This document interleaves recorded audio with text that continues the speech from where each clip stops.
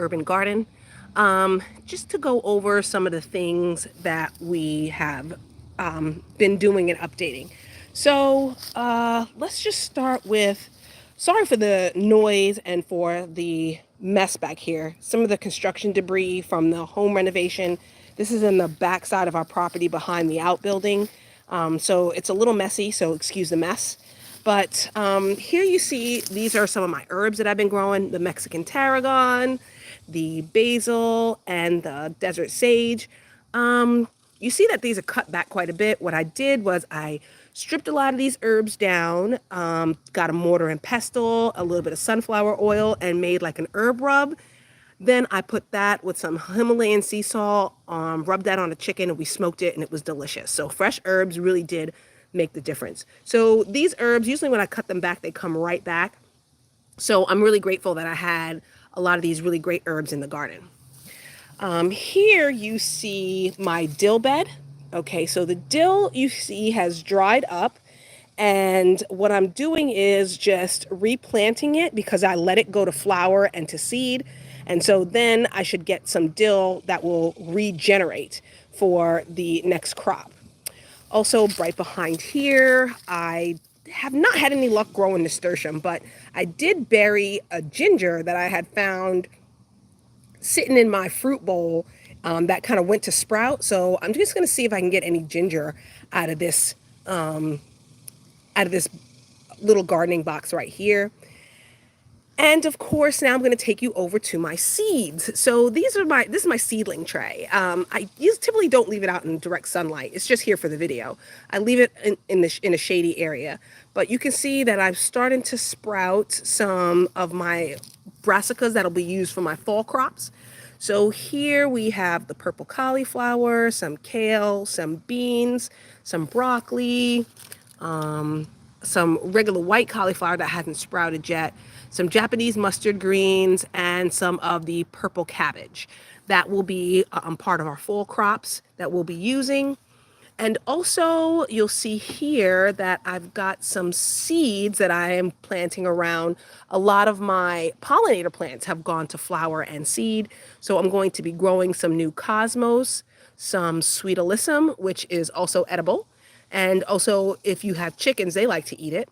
And some Shasta daisies. I'll be growing those around my in-ground garden beds to attract more pollinators. Here, we have some more seedlings. This is a mix of some of these are cucumber and some of these are sunflower. Again, those are crops that will give you a good 90 to 100 days, and then they have to be replanted like succession sown. That's what they call it. So these will be going in now that the old ones are on their way out. And let me take you to the greenhouse. Okay, here we have my Pequeno pepper plant. I want to keep it away from the sweet peppers because if sweet peppers and spicy peppers cross-pollinate, they will add some capsin to your sweet peppers. So I just want to keep this in a separate area. This is my African sticky jelly melon. It needs to be pruned and fertilized, so going to work on this for sure. Here you have my strawberries. My strawberries are doing well. They're still throwing out runners. Not really flowering very much in these hot days, but just know that these strawberries, as well as the other strawberries, are going to be transplanted. These are the other strawberries that are going to be transplanted into a cooler garden bed that is a little lower to the ground that will have a higher sand content and not so much peat and loam, that kind of soil, which it doesn't really like. This here, my sage plant, doing extremely well. Loves the heat. Again, you see, this is my watermelon trellis, one of my melon trellises. This one here, the watermelon, we got about 4 or 5 watermelons off of it, sugar baby watermelons. And then it ended up getting subject to like the powdery mildew. So we then reseeded, and you can see a little seedling right there coming up through here. This is going to be the new watermelon bed. Luckily we have a greenhouse and we can just probably grow these well into the first frost. Watermelon doesn't take very long, so we probably still have another 100 or so days, probably more, to grow some more melon. Crenshaw melon over here, coming through. This is in the cantaloupe family. But again, Crenshaw melon, you can see that doing pretty well. The new cucumbers that we're planting up, some of the cucumber seedlings that have been growing that we're succession planting, and then this is going to be the new bed for the next cucumber. Let me take you around the garden bed so you can see that, the changes we've made over there. Okay, just going to take you around the property. Okay, here you see the in-ground garden bed. Of course, marigolds doing extremely well, getting a lot of the runoff of the water and fertilizer that I've been using here. And you see here, I put up a shade tarp. Real simple fix, and this is just going to help to diffuse some of the intense sunlight that sometimes gets to these plants. Here we see a kale. We see plenty of spring onion and some garlic. And then we have a lettuce right here that I am letting go to bulb. Now, if you have kale or lettuce that has been able to sustain the heat, let it go to bulk and seed and replant those seeds, because if you can get something and grow something that's this heat resistant, that is this drought resistant, keep that plant. Let it go to flower and bulb. So these are the ones who've survived. So I'm going to save the seeds of the surviving leafy greens that has survived this summer, that have survived the aphids and the heat, so I can make sure I have them again. You see a little bit of parsley there too. I'm going to let that go to flower and seed as well. And you see I have my new seedlings of Swiss Chard, rainbow chard. They're coming in really well, and they're enjoying the shade. I'm going to go up above the shade cloth here so you can see the tomatoes. Tomatoes are flowering. You can see that there. Leaves are a little curly. They've been fertilized. They've been pruned. Just waiting and hoping that they get pollinated and start bearing fruit soon. But it is not uncommon for us to get tomatoes in October, November, right before the first frost, because sometimes the heat does add some stress to these breeds of tomatoes. But so next year, I'm probably going to plant a different breed, something maybe a more hybridized brand, maybe something that's in the cherry tomato family that is a little bit more heat and drought tolerant next year. You see the outbuilding back there, and here are my pepper plants. Oh, let me take you to the mint first. Mint's doing extremely well. Sending out runners. Mint is practically a weed, so you have to definitely separate it from the rest of your garden. And I'm just going to let it fill the standing garden box. I'm probably going to move this closer to the house, because this time of year we're using and eating a lot of it. People just throw it in their sodas, throw it in their drinks and cocktails, throw it in their water bottles. It's just a really refreshing way to add it. And then I have another variety of mint. This is chocolate mint, and this is spearmint. So two different varieties of mint that I'm growing. You see my sunflowers are now going to seed. I'll give you a close-up. Hopefully there aren't any bees on it, because these attract a lot of bees. I'm going to let the sunflower go to seed. Some of these sunflowers here, I prune some and make flower arrangements, but others I just let them go to seed as well. You can see this one is seeding pretty well. And I'll probably be planting some more of these sunflowers. Again, if you have a plant that's doing extremely well, let it go to seed, save those seeds for next season or to succession plant, because you just want to make sure, oh, look, these sunflower seeds are coming in really well. Look at those. They're coming in excellent. So you just want to make sure that you want these to go to seed so you can save them. Okay. Also, too, with this food shortage, also come seed shortages, ladies. So just know that if you are planting and you let things do well, go to seed, do that.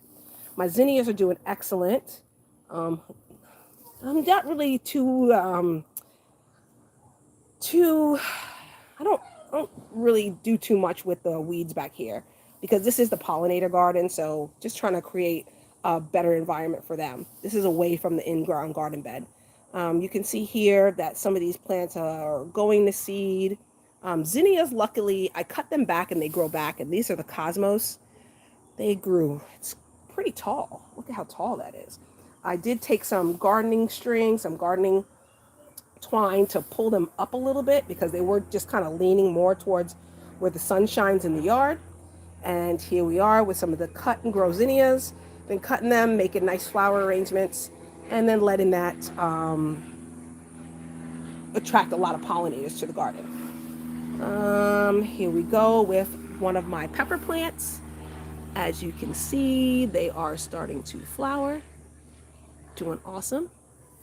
The raspberry is in kind of struggle mode. This pot is too small, so we got to either get ready to put it in a bigger pot or to grow it in ground. And the same thing with the blackberry. I'm getting new sproutlings, so that means that the plant is still healthy, both the raspberry and the blackberry, but it just needs a bigger pot. It's time for it to move up and on. Also, too, we have another pepper plant here that is flowering. You see that? And this, my sweet banana peppers. You see those? We got some banana peppers coming in. We should have quite a good harvest of those. See those sweet banana peppers coming in here. They're doing amazing. And then, of course, my green peppers. Here we go. They're coming in, growing in very nicely. Here you see a couple of sproutlings here. These are of like carrots and radish, a mix of those that'll be growing in this garden bed, this mini garden bed, and some more basil and lemon balm and onion. These are survival seed onions that I'm just kind of letting grow closer to the shade cloth because they could really use a little bit of diffused sunlight and not direct sunlight. And again, that's a peek under the shade cloth. That's just kind of keeping some of these plants cool. You can see here I'm still using my drip hoses that I got from my buddy's gardening club in Arizona. So her gardening club gave me these. They don't water evenly, but they do water very well. And I really do like these drip hoses. Turn it on 10 minutes and then I'm done. Makes it nice and easy. We're on water restrictions here when it comes to irrigation. So hose watering is unlimited, and but irrigation systems like sprinkler systems, they can only be run once a week. So these are a really great way to save some water because you can just drip it right along the roots of your plants to water them, and it just gives it a nice little steady drip to make sure that your plants stay watered. Yeah, and I really appreciate these drip hoses for sure. I have another one I'm going to be running through the greenhouse. So again, ladies, just giving you a little bit of an update of what's going on in the garden. And so far, so good. I mean, the heat has definitely been a challenge. I have to be definitely a little bit more of an advocate with fertilizer and water, but I'm doing okay. I'm doing pretty well. The pests, been controlling that with the sugar and borax in the traps. Been doing pretty well with that as well. So again, it was a bit of a learning curve, but the sugar and borax worked better than the neem oil or the soap traps. So it's been pretty good. Not 100% pest free, but pretty decent. The trap cropping also helped by keeping the pollinators a little bit further away from the garden beds. By keeping the pests a little bit. So this is like a pollinator garden. The pollinators will move forward, but some of the invasive bugs, they'll live here, kind of eat these plants up and kind of spare my other plants. So the trap cropping has also worked very well. So again, I'm really proud of the progress we've made after the setbacks we've had, but everything looks like it's going pretty well. Everything looks like it's going pretty well. We still get predators every now and then, like rabbits or squirrels. I'm not sure which one it is. So we did set up a trap in the back here, like something like a deterrent. And also too, if you're bold enough or you have a man in the house or a little boy who can just kind of pee around your garden bed, like not in the garden bed, but pee like around the perimeter of it, it will also keep animals away. So, but you have to have them do it every time. So usually I just give my husband like a beer when you get back from work. And then if he has to pee, I'll just go pee by the garden. But no, it just really helps too, especially if you're growing something that fruits. and that other animals may want to eat those, like your sweet peppers, your berries. That would be a good idea too. If you have someone in your house who could maybe in the evening, just lay that scent trap down, that deterrent, that scent deterrent down, so you can have your plants. All right, this is Mocha Mommy, and I'll see you in the next video.